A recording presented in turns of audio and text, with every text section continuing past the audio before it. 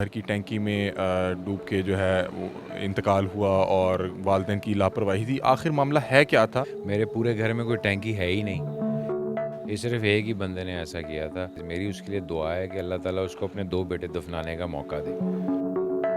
Nursery में एक एक्वाफोनिक pound है, वहाँ पे मछलियाँ हैं। उसमें कोई सेफ्टी मेजर्स नहीं थे। पानी में गिर गया तो मैं फटाफट गया, मैंने सबसे पहले सीपीआर किया उसका। मैंने देखा कि वो पर्पल हो चुका हुआ है। कुछ ही 4 से 5 सेकंड के दौरान ही मुझे ये पता चल गया कि ही इज़ नो मोर। अस्सलाम वालेकुम नाज़रीन, मैं हूं आपका मेज़बान अली हमज़ा और आप देख रहे हैं नियो न्यूज़। नाज़रीन, आपने सोशल मीडिया पर एक बड़ी अफसोसनाक खबर देखी होगी कि जो मशहूर अदाकार हैं बबरिक शाह साहब, उनके 4 साला बेटे एक हादसे का शिकार हो गए।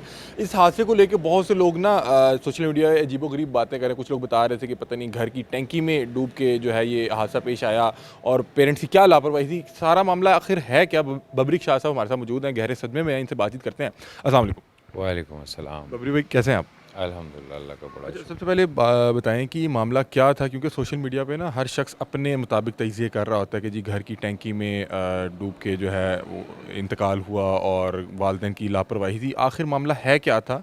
ये किस तरह पेश आया हादसा? ये जो नोट है, ये एक फ़ेसबुक के बंदे ने लगाया था। ये मुझे जो है फॉरवर्ड हुआ था फैमिली में। मेरी इंग्लैंड में फैमिली है, तो उन्होंने फॉरवर्ड किया था मुझे वहाँ से। मेरा एक फैमिली ग्रुप है वहाँ पे। ये सिर्फ एक ही बंदे ने ऐसा किया था। कोई शोबिज़ से रिलेटेड कुछ पोस्ट करता होता है, मैंने भी। बिल्कुल, मैं उसका नाम नहीं लेना चाहता क्योंकि मैं बिला वजह किसी को कोई पब्लिसिटी नहीं देना चाहता। मगर उसने ये नोट किया था and I was very surprise. मेरी उसके लिए दुआ है कि अल्लाह ताला उसको अपने 2 बेटे दफनाने का मौका दे। ठीक है, ये मेरी उसके लिए दुआ है और अल्लाह ताला जल्द से जल्द मेरी ये दुआ उसके लिए कबूल करे।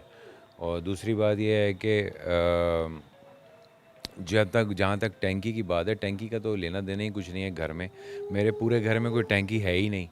ये हाँ, नहीं, ये इंजीनियरिंग सोसाइटी है और हमारी जो सोसाइटी को पानी आता है वो मेन टैंक से आता है और वो कम से कम 50 फुट ऊंचा है। वहाँ बच्चा तो दूर की बात, सिर्फ चिड़िया परिंदे ही वहाँ पे फिरते हैं। वहाँ बबरी पे भाई, ये कोई किस ज़्यादा तरह नहीं। हादसा पेश आया? ये क्या वाक़या हुआ क्या? ये असल में ऐसा हुआ कि मैं इधर ड्राइंग रूम में बैठ के ऑफिस में काम कर रहा था कंप्यूटर के ऊपर। तो ये मेरे पास आया है छोटा, इसने मुझे कहा कि कुछ, इसने मुझे कहा तो मैंने कहा जाओ बेटा माँ के पास जाओ, उसके साथ बैठ के बात करो। तो उसके बाद मैं अपना काम करने शुरू हो गया हूँ। तो ये अंदर चला गया, तो मैं मुतमईन के अंदर चला गया। तो मैं कंप्यूटर पे अपना काम करता था। मैंने दाईं तरफ देखा नहीं क्योंकि ड्राइंग रूम बहुत बड़ा है, तकरीबन कोई 10 मरले के करीब करीब का ड्राइंग रूम है। तो मैं बिल्कुल एक कॉर्नर पे बैठता हूँ। तो यहाँ राइट साइड पे मुझे दिखाई नहीं दे रहा था कि कौन आ जा रहा है, या मैंने ध्यान नहीं दिया क्योंकि मैं कंप्यूटर को कंटिन्यूसली देख रहा था। तो ये किसी टाइम में ड्राइंग रूम के दरवाजे से निकला है और यहाँ मेन गेट खोला है और यहाँ बाहर नर्सरी है। उस नर्सरी में एक एक्वाफोनिक पाउंड है, वहाँ पे मछलियाँ हैं।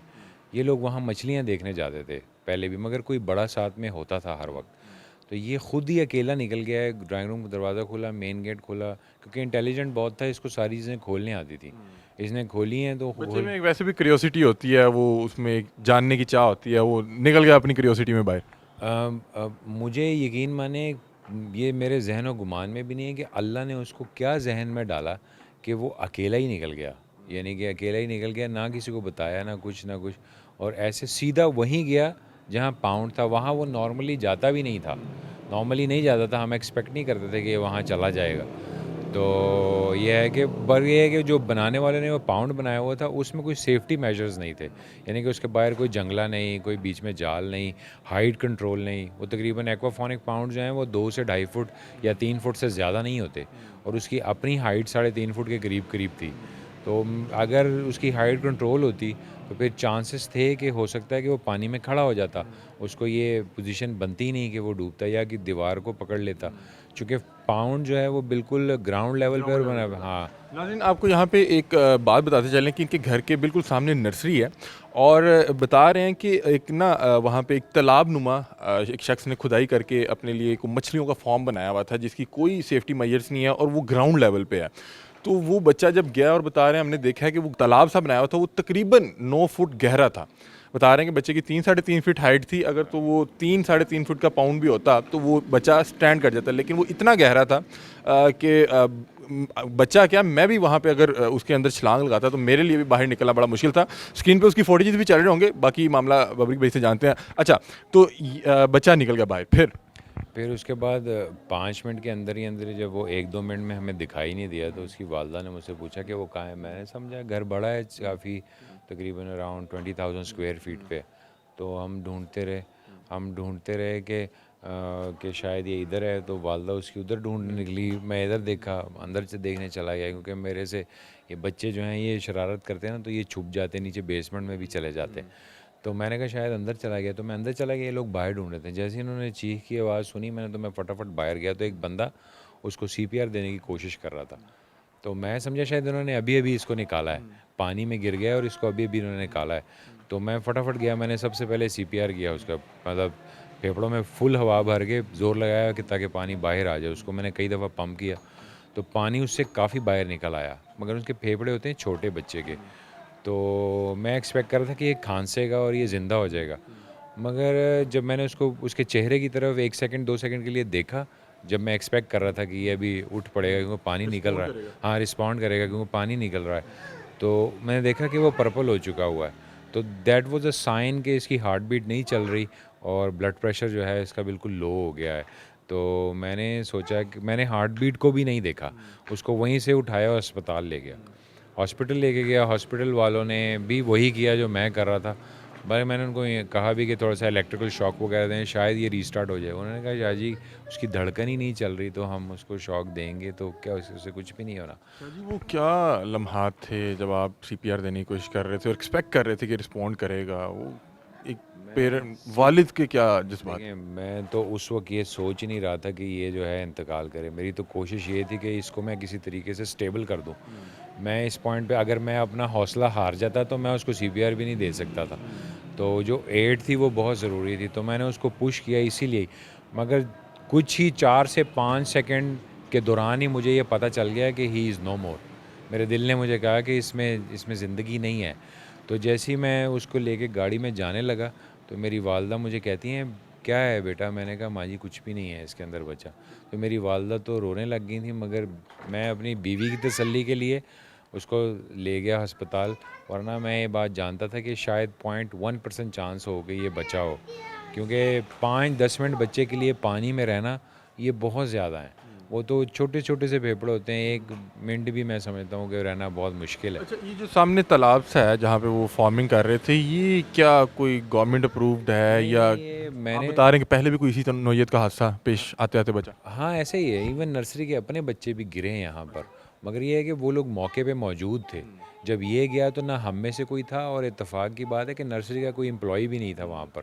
हालांकि इसलिए तो मैं कहता हूँ कि सेफ्टी मेजर ज़रूरी थे। अगर आप टैंक को खुला छोड़ के जा रहे हैं, ना उसके ऊपर कोई लेंटर है, ना कोई बन्नी उसके ऊपर लगी हुई है, ना कोई जाल है, ना कोई लोहे की ग्रिल है, तो आप उसको खुला भी साथ में छोड़ के जा रहे हैं, वहाँ मौजूद भी कोई नहीं है, हादसा किसी भी वक्त पेश आ सकता है। तो ये एक पॉइंट था ऐसा कि बाद में मुझे सोसाइटी के ही लोगों ने बताया, मैं नहीं जानता वल्लाह आलम, उन्होंने कहा हमारे नोटिस में ही नहीं है कि ये इसने यहाँ बनाया हुआ है। आप बता रहे हैं कि आपके पहले भी बेटे हाँ, यानी कि ये जो मेरा बेटा ये गिर गया था वहाँ पर।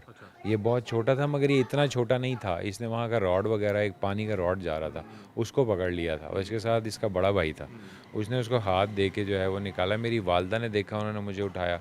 सुबह 5 बजे मैं सोया था, 7 बजे उन्होंने मुझे एकदम उठा दिया कि ये दोनों बच्चे जो है ना वो बाहर उधर पाउंड की तरफ खेल रहे हैं, और वो एक जो है दूसरे को खींच रहा है। तो मैं फटाफट गया, जैसे ही मैं पहुंचा तो उस बड़े वाले ने छोटे को निकाल लिया, यानी कि मैंने हाथ दिया तो ये बाहर। हालांकि मैंने इसको मारा भी बहुत ज़्यादा, उस दिन मैं बहुत ज़्यादा गुस्से में था कि यार तुम लोगों ने दरवाजे खोल के सब बाहर चले, तो लोग सो रहे हैं, तुम लोग बाहर चले गए हो बगैर किसी को बताए ये वो।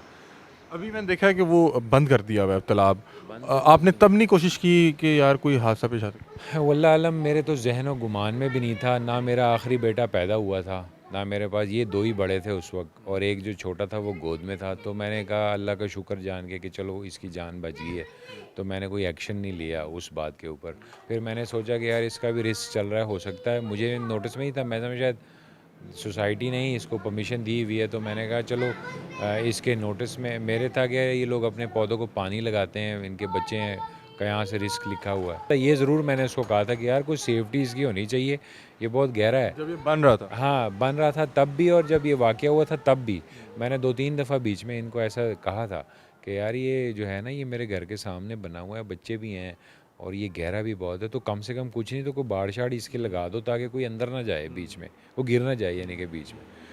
फिर बहरहाल पुलिस वाले भी आ गए, उन्होंने भी काफ़ी जो है वो पुश किया, और फिर सोसाइटी के अपने लोग भी आ गए।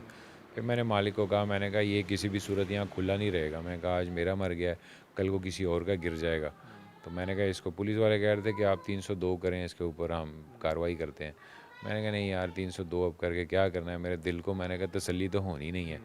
और मैंने कहा इसके भी बच्चे हैं, बाल बच्चे हैं, मैंने कहा फिर वो भी बद्दुआएं देंगे कि यार हमारा बाप जो है चला गया। दो के गलती उन्हीं की है इस हवाले से। एक भाई लास्ट में बताएं कि जो लोग ये सोशल मीडिया पे एक प्रोपेगेंडा कर रहे थे और अजीबोगरीब मन गढ़ंत जो खबरें फैला रहे थे, तो उनके खिलाफ भी कोई कानूनी कार्रवाई करेंगे? आपने शुरू में बहरहाल बड़े सख्त अल्फाज इस्तेमाल किए हैं, मेरा ख्याल है कि नहीं करने चाहिए। मैं कहता हूँ कि ये सबसे अच्छी दुआ है, ये ऐसी कायम सुन्नत है कि जब ये लोग अपने हाथों से अपने बच्चे दफनाएंगे तो नबी करीम सल्लल्लाहु अलैहि वसल्लम की सुन्नत भी पूरी हो जाएगी और इनका शौक़ भी पूरा हो जाएगा।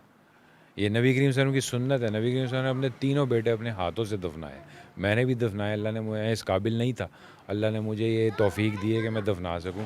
और मेरी उनके लिए भी दुआ है कि अल्लाह उनको भी मौका दे कि वो लोग भी अपने हाथों से ये सुन्नत पूरी करें, ताकि उन्हें एहसास हो कि जब मुंह से अल्फाज निकालें तो उन्हें पता हो कि सादात के पीछे जो अल्फाज निकाल रहे हैं वो किसकी औलाद है और वो किसकी आल है।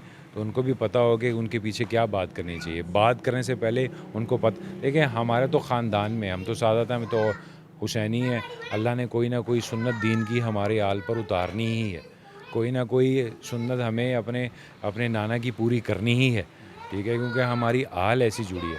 मगर जब उम्मत ऐसी बात करती है तो फिर उस पर उनके लिए दुआ करनी चाहिए, ताकि उनको पता लगे कि मेरे दिल पे क्या गुजर रही है और मेरे आल के दिल पे क्या गुजर रही है, तो उन्हें पता लगना चाहिए इस बात का। बहुत शुक्रिया फबरीक भाई आपके टाइम का।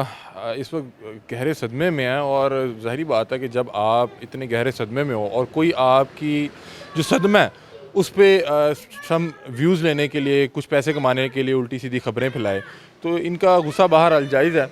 बता रहे हैं कि सामने बिल्कुल जो है एक तालाब नुमा बनाया हुआ था किसी बंदे ने, ना तो कोई लीगली अप्रूव था और वो बिल्कुल ग्राउंड लेवल पे था। इवन कि अगर मैं इस टाइम, ये शाम का टाइम है, अभी अपने आप में यानी कि फ़ोन पे यूज़ करते हुए बाहर जाऊँ तो हो सकता है कि मैं भी इसी तरह के हादसे से दो चार हो जाऊँ, क्योंकि उसकी कोई भी सिक्योरिटी मैयर्स नहीं है, कोई भी वाल नहीं है उसके इर्द गिर्द। वो बच्चा था, वो गया और वो इतना गहरा था, बता रहे हैं कि जब तक हम लोग गए तो वो अल्लाह को प्यारा हो चुका था। और जब मैं इनसे मिला, इन्होंने बड़ी एक खूबसूरत बात की, इन्होंने कहा कि उसकी लिखी इतनी थी और इसी तरह से लिखा हुआ था। ये ईमान जो है ना, ये आपको सब्र और हिम्मत देता है और ये अपनी पूरी फैमिली को, ज़ाहिर बात है फैमिली इमोशनल होती है, उनको भी हिम्मत इनको देख के मिलती होगी। अपनी राय से कमेंट सेक्शन में ज़रूर आगाह कीजिएगा। तब तक के लिए अपने मेज़बान अली हमज़ा को दीजिए इजाज़त। अल्लाह हाफ़िज़।